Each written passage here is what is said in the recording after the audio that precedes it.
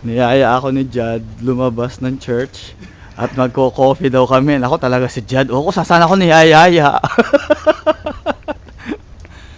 Ito ang parang meron silang ganito dito. Kasama pa rin sa church ito. Parang multifunction room nila. This is where we're going to have. Tapos may kusina pa din.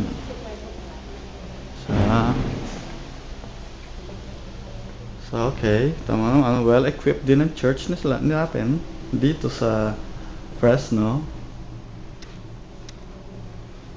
Okay, tingnan natin kung anong nasa loob ng ref. Oy, meron ding makakain pala. Okay. Sa freezer. Ayan ang laman. Parang frigidaire namin sa Pilipinas. Ito ang nursery room dito. So, meron silang nursery room din.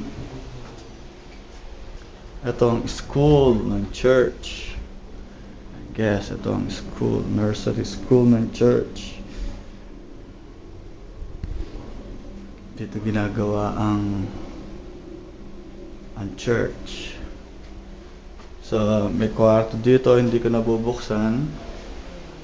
At baka kung anong nakakahiya. Anyway, ayan, may stage pa.